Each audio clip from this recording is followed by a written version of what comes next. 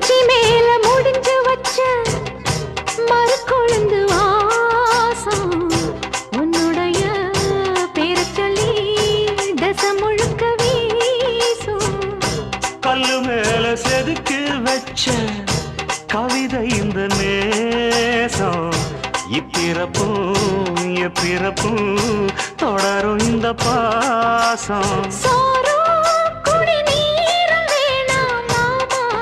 உன்னை பார்த்தாலே ஆரும் பசியாரும் தானாச மொழி கேட்டாலே